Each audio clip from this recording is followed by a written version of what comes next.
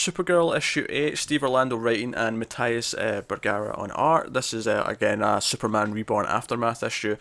And I dug the hell out of this issue, actually. I have a couple of nitpicks, but the majority of this was Clark and Kara reconnecting, and Kara even goes for dinner with John and Lois in the fortress, and it's delightful.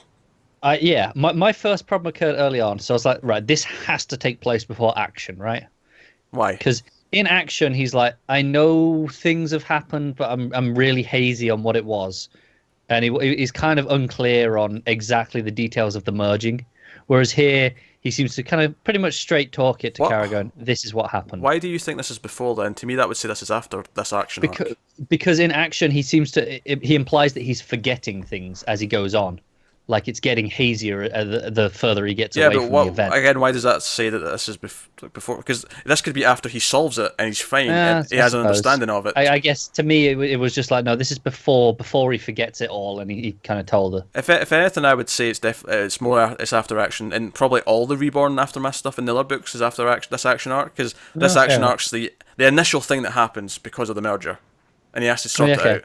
And then everything else is after. That would be how I'd read it right now. But all I know is I enjoy Superman saying he hates magic and dusting his shoulders off. Actually, my only real complaint about this issue is I thought it was a really weird jump from like them hearing, oh, something's going on, and then it cuts to them fighting Emerald Empress. I thought that introduction to that fight was really abrupt and weird. I also wasn't a big fan of the art. I think the faces look weird.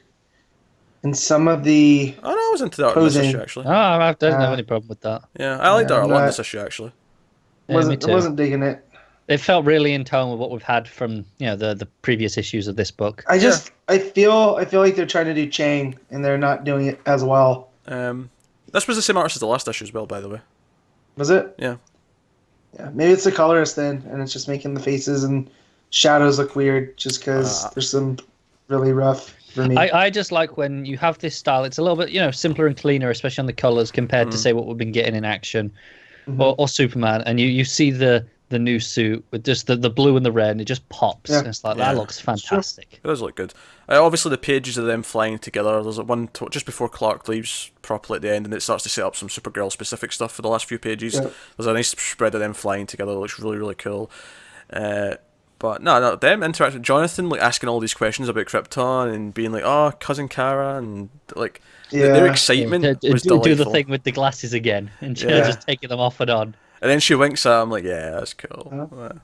Also, Superman being the one man, cooking crew, because he's cooking the steaks with his heat vision. He's chopping the carrots. He's whipping up a nice dinner. Which, by the way, they're having this dinner in a train that Superman's got in the Fortress of Solitude. Yeah. That's why I point that out. Why not? Exactly. All I could think was poor Lois. The rest of them are all sort of like at least part Kryptonian, if not fully. So they're all like handling the cold quite well. She's sitting there freezing her ass off. Do you know what I love after that, though? That they go and play catch with a spaceship. They do. Yep. They one of the small like Kryptonian space shuttles, they start playing catch and they end up going up to the moon. Like Superman throws it to Supergirl on the moon. It's fantastic. What more? Isn't that Kara's ship? Yeah, maybe. It might be. Yeah. Yeah. Yeah, it's one of those ships. It's one of those like small baby-sized or teenage-sized ships. Yeah. But yeah, he throws it from Earth to the moon, and she goes up and catches it. That's what I love these downbeat issues, and even better when you can give me this where we've not had Superman and Supergirl interacting in Rebirth yet. So them building what their relationship is like, and that he is kind of like a big brother to her, and she's going to be like a big brother to John. No, I'm down for all big this. Sister. Or big sister, yeah. Did I say big brother? You did. Whatever, you know what I mean. Sibling, big sibling. Yeah, and that's good. We've lacked a Superman family for so long. Like, we need that. But no, I love this issue of Supergirl. I thought the relationship building Kara, oh, can we speak Kryptonian, please? And Clark sort of, yeah, sure, I'll go along with it. And don't make fun of my accent, though. Yeah. Yeah. Them eating some weird sushi thing or whatever it was they went and got. Musubi. It's just it's meat with rice wrapped in seaweed. Not a big fan of the seaweed, but it's like good. Sushi, but not. Yeah. It's how sushi, you make a roll out of it. Yeah. With you just wrap it around there, almost like it makes like a bundle. I want some of that. That's pretty good. Hawaiian style, you throw spam in there with rice, wrap it up in the nori. Spam musubi. But nah, all the character stuff, all the relationship building. Obviously, we see some teases for things to come. Batgirl is watching from afar at one point, and then we see her at the end of the issue. That's this big cliffhanger because she's going to be in the next issue, and it sets up that why she's there, because we see that the DEO want Kara to go to this company's thing because they suspect them of doing dodgy things to get their new tech. And Kat's sending the dude, I can't remember his name, the one that's got a crush on Kara. Ben, I think, yeah, maybe Ben. She's sending him there because to get the scoop, because this is a big new thing with technology. And she mentions, Wearing Tech's going to be there, LexCorp's going to be there, and some little startup from Burnside's going to be there. And it's like, very good. Yeah. So, yeah. That'll be cool. It did say next time Batgirl versus Supergirl. I'm just hoping that they don't end that with Martha, and we should be good.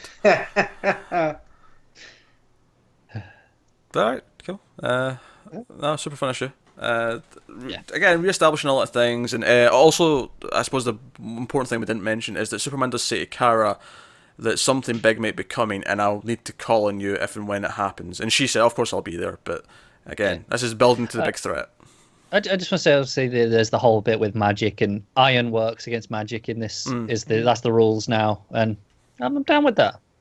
Yeah. Lead works against Superman. Iron works against magic. Well, I mean, iron is always iron and salt is one of those like classic things against magic in folklore in general. So I like that.